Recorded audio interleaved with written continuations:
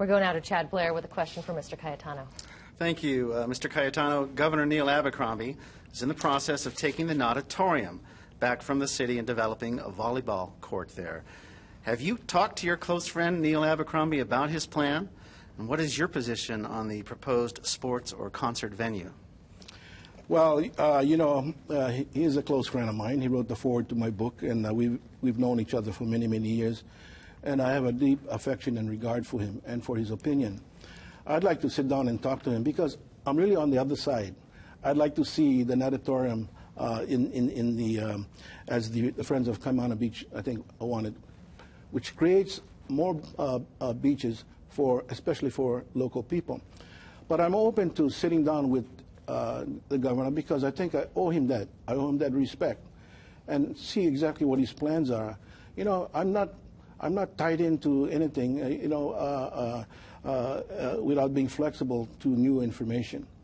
And knowing him, I really think that what he proposes, he believes is in the best interest of our people. Mr. Caldwell, what's your vision for the natatorium? Well, I think the task force plan that came about when I was at the city was a good one, and that is adding more beach down by Kaimana. It's about tearing down the pool, putting out 2 groins, building more sand, putting in more sand, and then moving the arches back to honor those who gave the ultimate sacrifice in World War I. I want to move forward. We've been talking about the natatorium for how long? 3 decades now? It's been a political football. I want a decision made, and I thought we made one. Now, if the governor is wanting to revoke the executive order, then take back that property, and he has the power to do that, then I say go for it, but do something.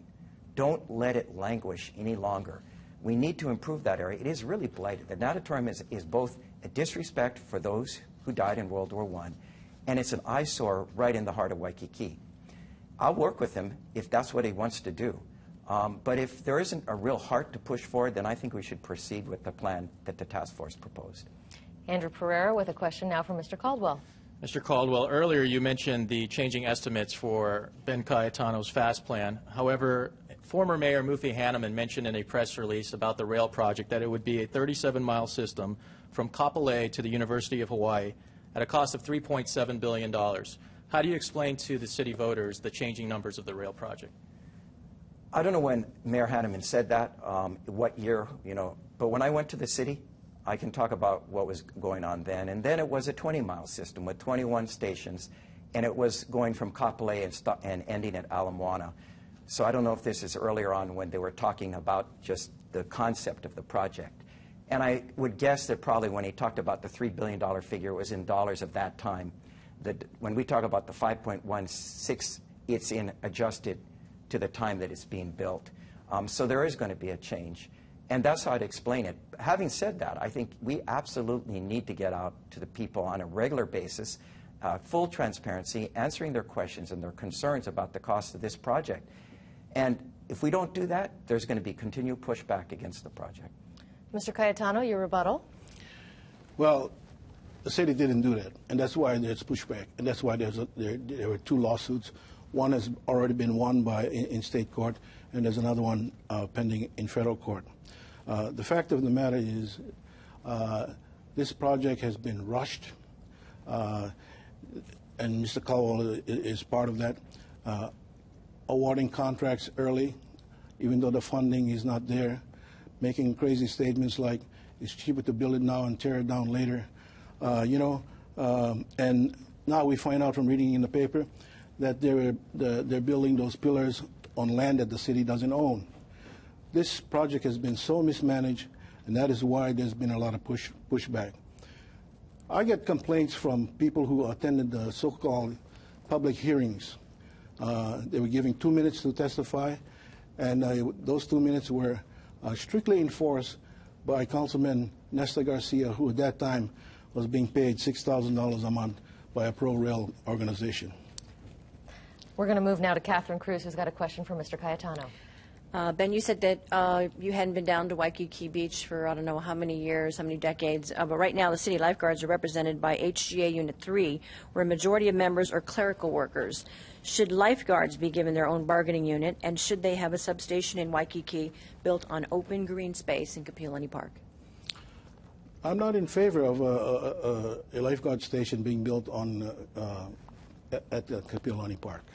As for having their own bargaining unit, that's a question that I haven't resolved. In fact, I never heard of it, frankly.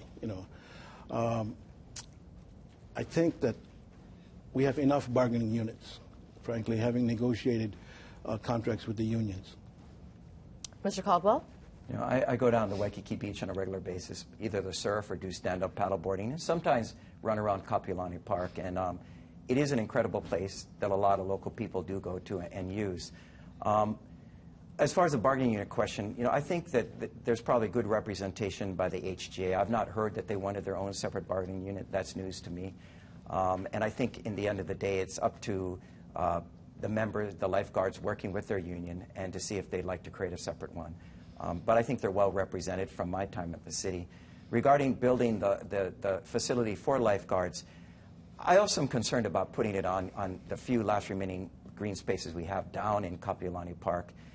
And yet we do need a place for them because it is about saving lives. They want to have their equipment there. They need somewhere where it's central to where probably the most heavily used beach in the entire state is. But if I had it my way, I'd look to move it off the beach. Maybe over where the nursery is that the city has could be a better place for it. Chad Blair now with a question for Mr. Caldwell. Thank you, Mr. Caldwell. What is your view of the state's Public Land Development Corporation, PLDC, that seeks to make money off state land but eliminates county input? As you may know, the councils on Kauai and the Big Island are not happy. They want to repeal Act 55. It does concern me, and I think there's a lot of people that are not happy with Act 55. We saw what happened over on Kauai. And I think there's time yet through rulemaking, to address some of the concerns.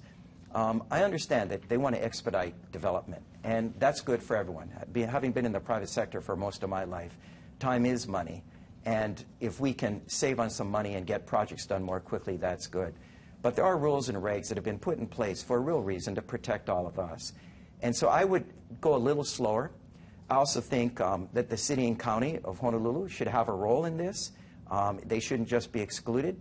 Our zoning, our permitting are all things that have been written into the code to protect all of us. And so I think that needs to be addressed. Mr. Cayetano, your stance on the PLDC? I have grave concerns about this particular entity because, Hawaii continues to be beautiful because of our land use regulations and laws and our environmental laws.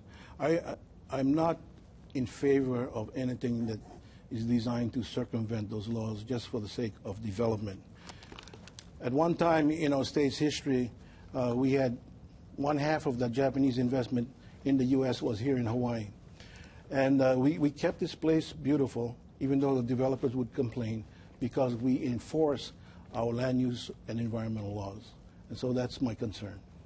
We go now to Andrew Pereira, who's got a question for Mr. Cayetano. Mahalo, Yunji. Mr. Cayetano, Honolulu is often billed as one of the safest cities in the country when it comes to violent crimes, yet it is the deadliest for pedestrians. Please provide specifics on what you would do to help solve this problem.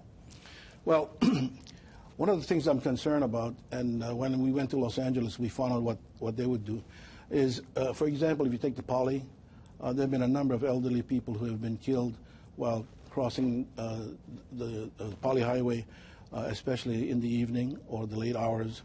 And in talking to some of the engineers, one of the solutions they believe is to put in embedded lights so that when a person gets to the crosswalk, they press a button or something like that, it goes on, and so the drivers see, the pedestrian in the crosswalk. Those are some of the things that I would do.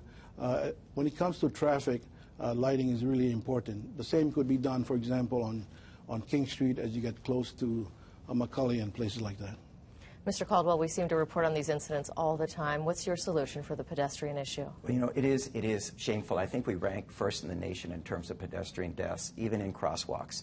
And when I was at the state legislature, I supported legislation by the AARP that became law that makes people have to stop when people are halfway across the street in a sidewalk, and also enforced people who are going in the sidewalks against the light. And part of it is an enforcement issue, and I think the police have been pretty good at making sure that people abide by the laws. We still have this real problem. So I agree that we should have more embedded lights in sidewalks. We put in one at the city. I know the state has one. They don't cost that much, and there's actual federal money for this. We need to identify the most deadly intersections. We know where they are, by the way.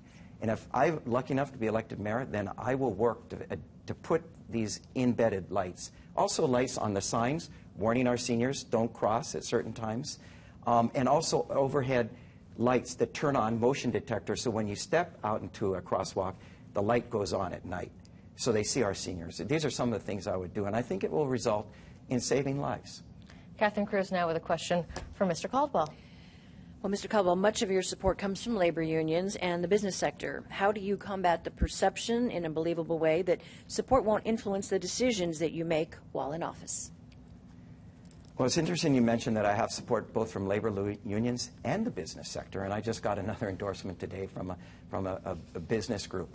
And I think it speaks volumes for the kind of person I am. I think they see in me, despite the fact I'm getting support from both sides, is that I'm someone who's really looking to solve problems. It's not about arguing just to be right, but actually finding the common ground and then working to a common solution. And I think the people of this island demand more of that. They want to see problems addressed, issues resolved, not fighting just to prove who's right and who's wrong versus one person versus another. And I think that's why. And I can promise you, whatever side I'm on, and for me I'm on the side of the people. This is about being a true public servant. I came to politics late in life. I want to make a difference now, and that means serving all of you. And sometimes I'll agree with one side who's endorsed me, and sometimes I won't. But at the end of the day, both sides know that I'm doing things to improve this community. Mr. Cayetano. I think the fact that Kirk has every labor union, maybe except one, endorsing him, big business endorsing him, says much about what this campaign is all about. You know, it's about the exercise of power to do certain things. And at the central point of all of this is the rail issue. Big business, big labor, big special interests, big landowners all want this for their own reasons. They made it sound like you know, the issue was traffic congestion. Actually, the issue is not. The issue is profits, land development, and plain old greed. I don't mind people making money. I'd like to make money myself, but not on the backs of working people, because that's what's happening now. And that's why I think I'm not being endorsed. Well, thank you, gentlemen. We've concluded our questions for this evening. Each candidate now will get 2 minutes for their closing statements. We're going to start with Mr. Cayetano. Thank you very much for having this debate. You know, this election is very different for me. I've never been involved in an election for my 8 past elections where an organization has spent $1.5 million in attacking my character and trying to discredit me. I think they're doing this because they don't want people to know what's happening at the city. Yeah, I'm a one-issue candidate, and that issue is restoring fiscal sanity and accountability to City Hall. You know, as governor, I had a successful track record of making some very, very difficult decisions. I reduced the cost of government. I cut taxes, much to the chagrin of, I guess, the labor unions. I did civil service reform, even though I knew it would cost me support with the labor unions. I signed into law the historic campaign finance reform and brought about the biggest income tax cut in state history and one of the biggest cuts at that particular time in the nation. Many decisions I made were not easy. When I moved 1,000 employees, state employees, to Kapolei, I had 300 grievances filed against me. They were very unhappy at having to be moved. But we did it because we wanted to establish the critical mass at Kapolei that would help it bloom into a true second city. I've made those kind of decisions, but in the end, let me say to the people out there, I work for you and no one else. You and no one else. Thank you. Thank you so much, Mr. Cayetano. Mr. Caldwell, your closing statement. I wanted to thank KITV, I wanted to thank Civil Beat, and I want to thank you, the viewers, for tuning in tonight. You know, as we heard the discussion tonight, particularly on rail, it reminds me of the story of the Ama crab, where the crabs will try to climb out of the bucket. They get almost to the top, and the crab at the very bottom climbs to the top and pulls all the rest of them down. And I think that's where rail hangs right now. For the second time in 20 years, rail may die. Now, what does that mean? One, the $900 million all of us have paid into the system through the excise tax will be burned, thrown away. The $1.55 billion federal money that we've been promised will go to build other projects somewhere else on the mainland, transit projects. And what do we have left? We have the worst traffic congestion of any major city in the country with no alternative plan except for Ben's half-baked transit splatter pattern form of development. We are one of the biggest cities in America today. We need a 21st century transportation infrastructure, along with rebuilding our sewers and water systems and doing all the other things we demand, maintaining our parks, repaving our roads, making sure our garbage gets taken away. I am passionate about all of these things. I love these things.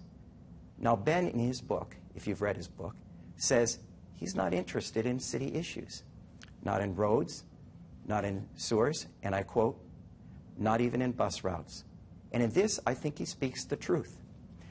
My administration will always tell you the truth, whether it's popular or not, and there will be no pay to play. You know, I think about what a famous architect once said. When you look at a city, you can read the hopes, dreams, and aspirations of the people who built it. I hope that 20 years from now, we look at our city and see it thriving, seeing that we've made tough, brave decisions that move us into the 21st century, where we bask in the sunrise of a new day and not looking back into a fading sunset. I humbly ask for your vote tonight, and I want to thank you. Mahalo.